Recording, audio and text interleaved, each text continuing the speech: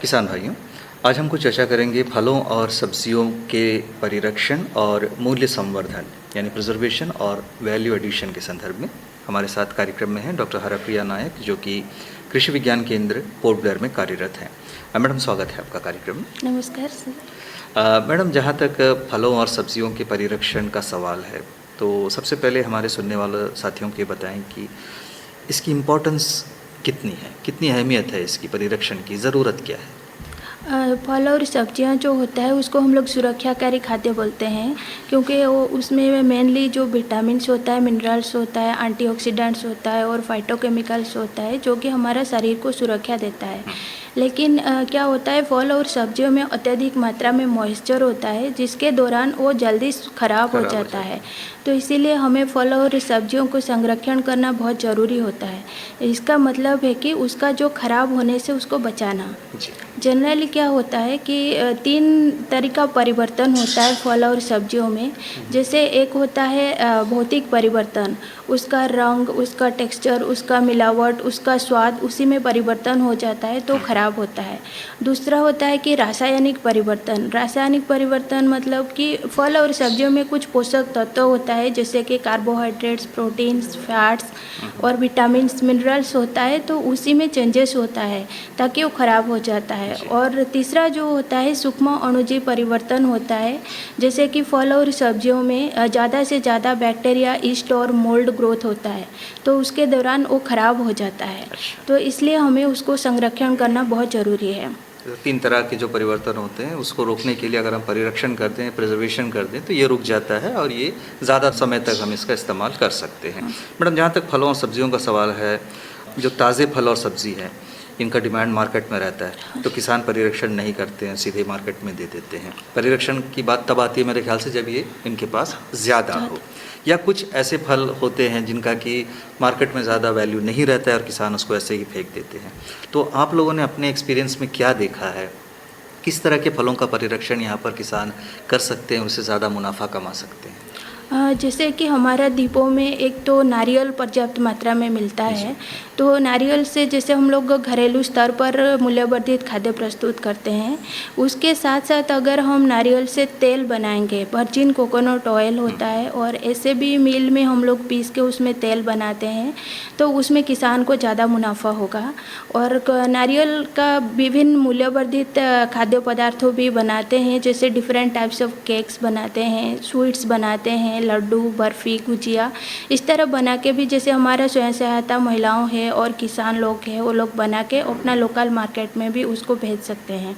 और दूसरा जो हमारा द्वीप में पर्याप्त मात्रा में जो सीजनल फ्रूट्स अवेलेबल होता है, जैसे एक आम है, तो यहाँ पर बहुत लोकल वैरायटी का आम मिलता है। कहीं हम देखते हैं कि मिनिमम 15 से 20% जो आम है वो ख़राब हो जाता है, क्योंकि उसका सही मात्रा में हैंडलिंग, पैकेजिंग, उसका विपणन, भंडारण नहीं होता है, तो इसी के दौरान वो ख़राब हो जाता है। अगर हम उसी आम को अचार, आम का जो आमचूर पाउडर ड्राई करके आमचूर पाउडर बनाएंगे, और पक्का आम को भी अगर हम लोग अच्छा से उसको संरक्षण करके उससे भी हम जाम बना सकते हैं, जेली बना सकते हैं, मार्मालेट्स बना सकते हैं, ताकि वो प्रोसेस फूड में हम लोग कन्वीनियंस स्नैक्स आइटम के साथ हम लोग खा सकते हैं, तो उसमें भी हमारा किसान को फ़ायदा होगा।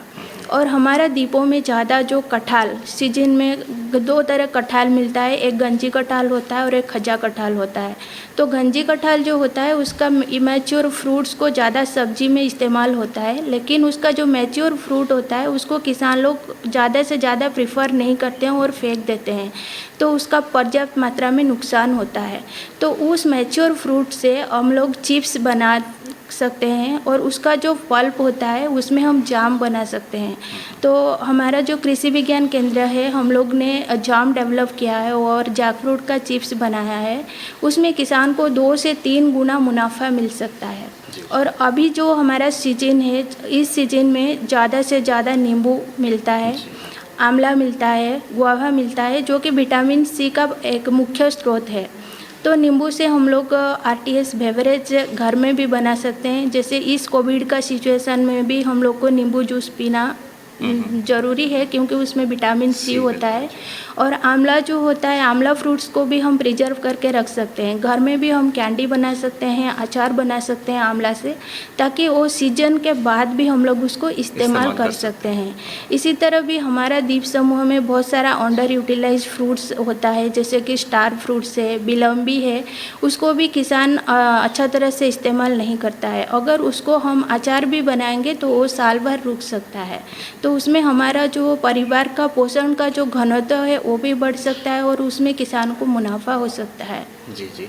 तो मैडम, प्रिजर्वेशन या परिरक्षण से ना सिर्फ हम खाद्य पदार्थों को खराब होने से बचा सकते हैं, बल्कि उसका मूल्य संवर्धन भी हो जाता है, वैल्यू एडिशन हो जाता है, उसमें किसानों को उससे मुनाफा भी ज़्यादा मिल सकता है।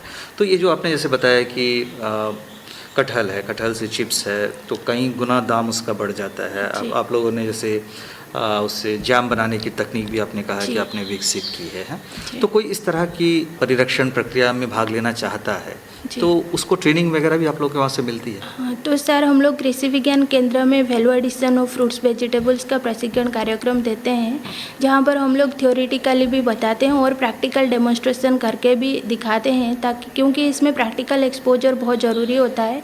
अगर प्रैक्टिकली हम नहीं सीखें तो तभी हमें उसका मेथड्स किसी तरह बनाना, कौन सा टाइम में कौन सा केमिकल भी प्रिजर्वेटिव हम लोग यूज करेंगे, वो भी सीखना बहुत इम्पोर्टेंट होता है। तो इसलिए इसका ऊपर हम लोग प्रशिक्षण देते हैं महिलाओं को। अब देखिए, अचार बनाना तो मैक्सिमम जो महिलाएं हैं वो जानती हैं। जी। अब आम का बोलिए या नींबू का बोलिए, मार्केट में अब भी हम इसे मुख्य भूमि से मंगाते हैं। जो भी मार्केट में अवेलेबल है अचार जो है सब मुख्य भूमि से आया हुआ होता है। तो यहाँ की महिलाओं में क्या दिक्कत है, क्यों इसका मार्केटिंग प्रॉपर हो नहीं पा रहा है, या उससे उन लोग ज़्यादा मुनाफा नहीं कमा पा रहे हैं? क्या दिक्कत है? वो आगे आने में कुछ परेशानी हो रही है उनको? एक्चुअल सर हम लोग का यहाँ पर जो मुख्य समस्या है, एक तो पैकेजिंग है। अच्छा। अगर भी महिलाओं लोग बनाएंगे तो पहले उनका जो गुणवत्ता है उसको टेस्टिंग का हमारा पास लैबोरेटरी नहीं होता है और उसका प्रॉपर पैकेजिंग नहीं हो पाता है, क्योंकि यहाँ पर भी प्रॉपर पैकेजिंग मटेरियल का अवेलेबल नहीं होता है। और जैसे कि हम लोग प्रिजर्वेटिव्स जनरली हम जो अचार में क्या करते हैं, हम नेचुरल प्रिजर्वेटिव यूज करते हैं, वो तो हमारा महिलाओं लोग करते हैं। और यहाँ पर जो सेल्फ हेल्प ग्रुप लोग हैं वो लोग अपना Mirena flea market, local retail shop में अचार, स्वीट्स ये सब बना के सेल करते हैं, उसमें उन लोग को कुछ मुनाफा होता है। लेकिन जैसे कि जाम, जेली, मार्मालेट्स, इस तरह का जो प्रोडक्ट होता है वो लोग नहीं कर पाता है, और क्योंकि हमारा पास प्रॉपर फूड प्रोसेसिंग का मशीनरी इक्विपमेंट यहाँ पर अवेलेबल नहीं है। जैसे हम लोग अगर आरटीएस बेवरेज का ऊपर ट्रेनिंग देंगे तो उसमें हमें कैनिंग का ज़रूरत होता है। तो आपके कहने का मतलब है कि यहाँ पर जो आधारभूत सुविधाएं हैं परिरक्षण के लिए, उसकी अभी थोड़ी सी कमी है, इसी के चलते महिलाएं जो है इसमें वो आगे नहीं आ पा रही हैं। तो आपने ये जो फलों और सब्जियों के प्रिजर्वेशन के बारे में बात कही है, तो महिलाएं जो अभी कर भी रही हैं, तो जैसे घर में, जब मैंने बताया कि घर में बहुत सारे लोग कर रही हैं, तो वहाँ पर वो क्या क्या गलतियाँ करती हैं? जैसे कि साफ़ सफाई इसमें मेरे ख्याल से बहुत ज़्यादा ज़रूरी है। तो इस तरह के कुछ हिंट्स भी आप देना चाहेंगे? जी, जैसे कि साधारणतः महिलाओं लोग जो नेचुरल प्रिजर्वेटिव यूज करते हैं, और जैसे कि मैंने एक उदाहरण देना चाहती हूँ कि नींबू का हम लोग आरटीएस बेवरेज बनाना सिखाते हैं, लेकिन हर घर में मैक्सिमम हमारा द्वीपों में नींबू अवेलेबल होता है। लेकिन किसान को ये नॉलेज होना ज़रूरी है कि आरटीएस बेवरेज में जैसे हमारा स्टैंडर्ड है, फ्रूट का कंसंट्रेशन 10 to 12 या 15% होता है, लेकिन पर्टिकुलरली नींबू जो होता है, नींबू में फ्रूट का कंसंट्रेशन जो फ्रूट पार्ट होता है ओनली 5% होना है, क्योंकि नींबू बहुत एसिडिक होता है और उसमें एसिटिक एसिड ज़्यादा होता है, ज़्यादा मात्रा में होता है सिट्रिक एसिड, एसिटिक एसिड का कंसंट्रेशन। तो इसलिए ये सब चीज़ें वो लोग को ध्यान देना ज़रूरी है। और जाम, जेली, मार्मालेट्स जो हम लोग सिखाते हैं उसमें हमारा शुगर का मात्रा होना बहुत ज़रूरी है। शुगर का जो कंसंट्रेशन होता है जिसको हम लोग TSS बोलता है, टोटल सॉल्युबल सॉलिड, तो जाम, जेली और मार्मालेट्स में 65% से एबव होने से वो सही स्ट्रक्चरल जाम भी बनता है और उसका स्टोरेज क्वालिटी जो सेल्फ लाइफ होता है वो बढ़ता है। और जैसे हम लोग अचार भी बनाते हैं घर में, तो अचार में भी सॉल्ट का मात्रा जानना बहुत ज़रूरी है, क्योंकि सॉल्ट अगर 10 to 15% से कम होगा तो अचार ज़्यादा दिन तक भी रहेगा नहीं। और उसमें हमेशा ये चीज़ ध्यान रखना, किस किस महिलाओं को हम लोग ने देखा है कि जो अचार भी बनाते हैं उसमें ऊपर में तेल का लेबल जो होता है हमेशा ऊपर में होना है, जितना हमारा मात्रा है। जैसे कि आम अचार हम लोग बनाते हैं तो जब हम बॉटल फिलिंग करते हैं तो तेल उससे ऊपर फिल होकर रहना है, ताकि क्या होगा तो वो नेचुरल प्रिजर्वेटिव होता है तो उसमें ईस्ट, बैक्टीरिया और मोल्ड का ग्रोथ नहीं होता है। और सही से पैकेजिंग करना भी इम्पोर्टेंट है, जैसे कि कौन सा मटेरियल यूज करना। जहाँ हम जेली और मार्मालेड्स को हम प्लास्टिक बॉटल इसमें नहीं रख सकते हैं, क्योंकि उसको गरम हमको बटलिंग करना होता है, तो इसलिए कांच का बर्तन सही होता है। और अभी जैसे हमारा यहाँ पर प्लास्टिक बैन है तो अच्छा क्वालिटी का बॉटल उसमें इस्तेमाल करना ज़रूरी है।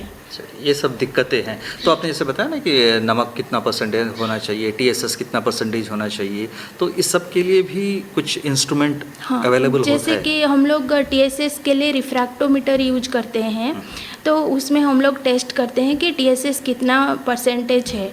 तो इस तरह के इंस्ट्रूमेंट्स भी अगर महिलाएं इस्तेमाल करना सीख जाएं तो ये और प्रोफेशनल तरीके से, व्यावसायिक तरीके से वो बना पाएंगी।